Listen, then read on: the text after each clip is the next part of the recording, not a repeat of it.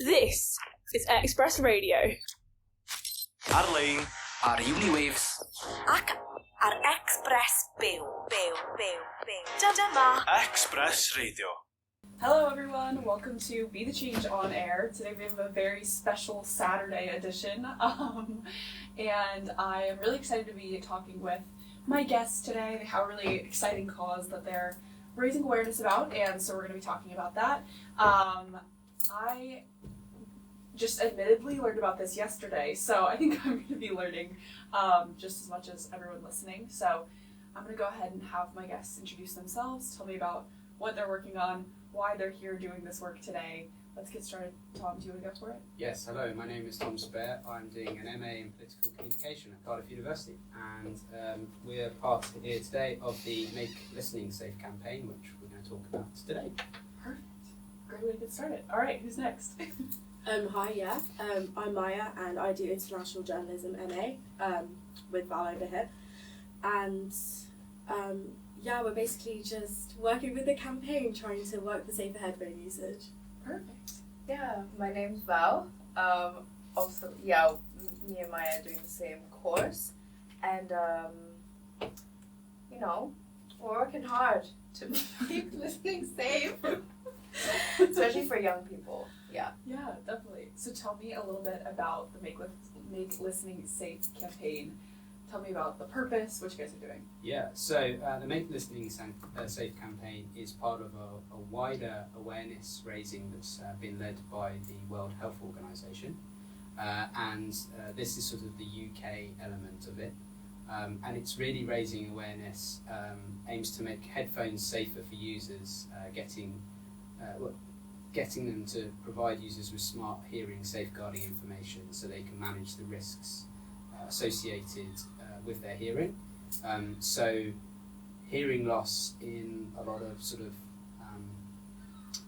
of countries around the world is actually preventable.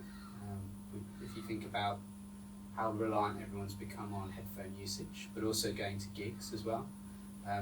When on our course, basically we got introduced to some external folks as mentors, and we had to sort of develop a project. And in that, we were finding out about the mentors themselves, all from like a variety of different sort of media environment and outside of that. And Stephen Wheatley sort of leading the UK campaign. And actually, if you we're not allowed to have you got an Apple-based product as a phone? Yes. You do.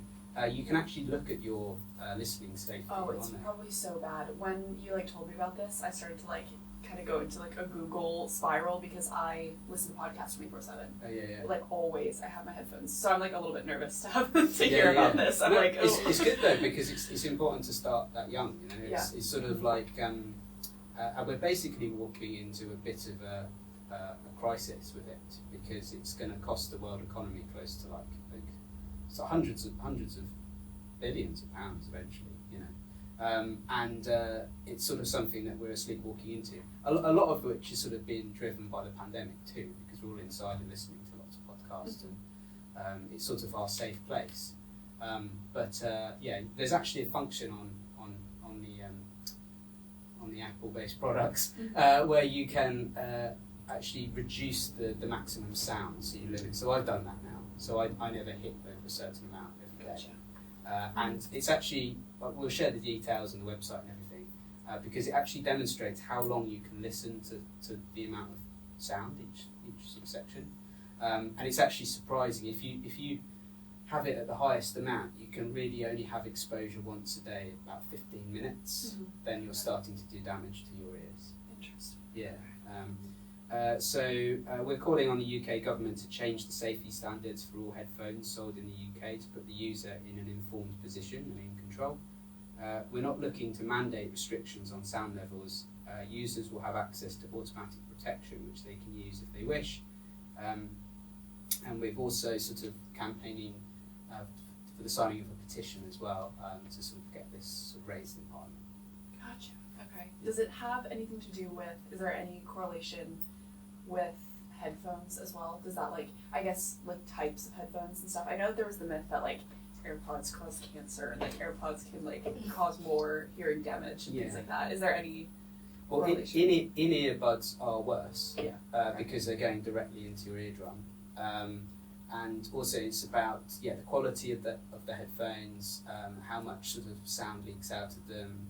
I mean, I have noise cancelling headphones, which has other dangers too. If you're walking on the street and you forget to look where you're going on the road, and people sort of cyclists going into you and all that sort of stuff, which has all been near misses for me.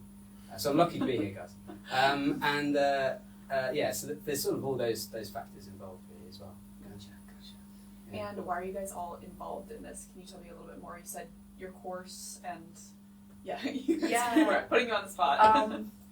So we all study, well, we all have a shared class called Emerging Journalism. So one of the advisors that we have, or a mentor that we have in the class, Stephen Wheatley, that Tom mentioned. So he assigned each of us to come up with an idea that would help the campaign. So we kind of all submitted it, and then, we were the special ones. We're chosen. Our ideas were chosen. Chosen for you. Yeah, so we get to work on the ideas that we pitched to them, basically, and we didn't really do much because of assignment time. But now that it's summer, we're about to actually start the first social media kind of takeover for the campaign. So we're handing out stickers today and kind of making videos and asking people on the streets to sign the petition, and also informing them about the campaign. So and we each have different tasks that we're doing. So Tell me today's about my task. Yeah. Tell me about the tasks for each of you. Yeah, well, that's just mine, like the Yours is stick ideas. Yeah, so I basically designed a sticker on Canva and sent it in, and then they were printed out, and then we're just going to stick them around town, take videos, talk with people, educate people, and just make a day out of it where it's like fun and creative. Yeah. And then I'll have the task of editing all of that, and then it'll be posted on their socials. So Definitely. actually it'd be lovely if we could do a little shout out for their Of socials. course, yes. I'll have you guys do a shout out of all the handles and stuff at the end of it before we sign off. But what are the other tasks? What were your guys' parts? Oh, okay. Mine was to gather young people who have hearing loss and interview them. And then we're going to create like longer YouTube videos and then shorter TikToks to post to their social media. So if anyone knows anyone that's got hearing loss, like give me a shout, looking for some interviewees there. I think my task is to interview them and edit it together and kind of like sort that out a bit. Yeah, it should be good. Should be really interesting. Gotcha. And Tom? Because I am a millennial. I'm the oldest member of the group. My knees hurt most of the time. I am trying to reach out to a lot of people my age now have kids and older. So it's people that are older than me, not so my sort of task is to reach out to the older cohort, basically, the over 30 category, because the breadth of the campaign is quite big, because it's 10-year-olds to 40-year-olds, and they're the people that are most at risk, so that sort of makes sense. So actually, if we're able to target people my age and older, then that's also then targeting the next generation too, that have got so much exposure, they're digital natives, and a lot of parents will plonk their kids in front of devices and maybe even put headphones on as well, and they don't necessarily know the damage that it's having. What's quite interesting is, and this is the general approach to the campaign, is we're not forcing anything upon anyone. We're not sort of mandating that they do this thing. We're just thinking about how you can make sort of lifestyle changes that will help in the long run. Gotcha. And it's being smart. So if for example you're going to a gig and don't listen to any music on the way there. Go to the gig. Don't listen to any music on the way back, because your ears will have been subjected to a significant amount of sound. Also, most venues, I think this is by law now, you can ask for earplugs. So you can go into a venue and ask for earplugs. You don't have to buy anything fancy. You can just get some free disposable ones. So there's little tricks that you can do like that can really help. And again, if you can monitor it, and again, part of this campaign is trying to get all devices so there's clear monitoring of sound usage. It's just quite a cool thing to be involved with, really. Yeah. And it's not something I'd ever thought about until we did our course. And I really, Yeah. I'm glad that I'm learning about it too. This is definitely not something that I thought about, but something that people should know about. So it's great. Yeah. And there's so many health crises out there. We don't really need another one. Yeah, that's true. Yeah. That's true. And save everyone a bit of money in the long run. Yeah. And their hearing.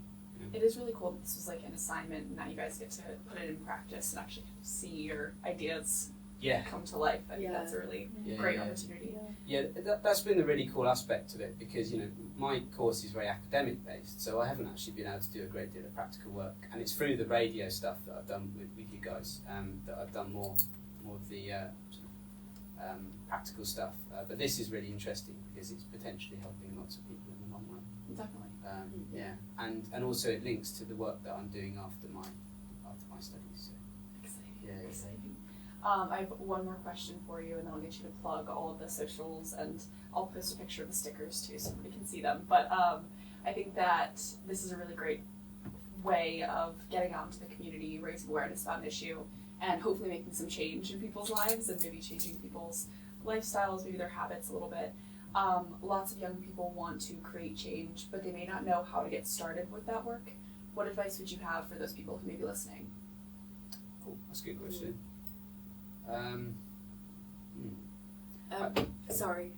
I think I would just say start what you like doing. Post TikToks. YouTube is a great way to do it. Make an Instagram maybe. I think that's just the best way to get going and making a change that you want to see. Take an interest in other people, and if you take an interest in them, they'll take an interest in you, and you don't know where your conversations are going to take you. Yeah, for sure. And I feel like community is like a big part of activism as well, and like joining, being open to like, taking an interest in other people and like join communities so that you're in the space where you're all like working together for like, whatever you feel passionate about. Just like don't forget that it really is your passion that drives you, and like I don't think that's something that anyone should ever lose. Definitely. And I would add on to that as well, that whatever you produce the first time round isn't necessarily going to be your greatest piece of work. True. And it's a work in progress, and it's a bit cringy perhaps listening back to that first time of what the recording you made, or but it's about building that experience in a safe sort of environment where you can then fail early, succeed in the long run. You have to start somewhere. Exactly. Everyone did, and there's this sort of perception of like a hustle culture, or you get to this position because of these things. Most of it's luck, and luck and hard work, really. Particularly people that that perhaps aren't from a place of privilege as well. So you've got to think about that too, and find an interest in different people, and you'll go far. Definitely, I love that. So plug the socials, the website. How can people connect with you? How can they learn more? Tell me all of that. I'll also I'm going to post this as a podcast episode, so it'll be in the description as well. But go for it. Okay. So the main website is makelisteningsafecampaign.com. So the minute you get on the website, a little banner thingy pops up, and you can like sign the petition. More than 1,012 to 34-year-olds. So sorry. I was looking for the TikTok handle, excuse me. That's okay. So we It's like a do sneak peek. jump scare. So sorry. Surprise! But yeah, would love people to sign the petition. So best way to do it is on the website, and It will tell you about the other handles that I don't know. Well, I have been looking for the TikTok handle, but I can't seem to find it, so that's really helpful.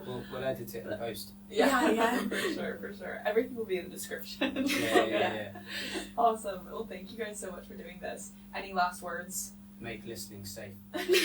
Yeah. Perfect. Yeah. Perfect. If you've got an Apple-based product, unfortunately, other options are available, but don't have the monitoring, and this is part of the campaign really. But if you do, look at it, make the adjustments. Small changes make huge differences. For sure. Yeah. That's great. Thanks for having us. Of Yeah, thanks, course. Lily. Yeah. Thank Thank you. you everyone for listening. Thank you guys for coming in. Yeah. And be the change you wish to see in the world. Bye everybody. Bye. Bye.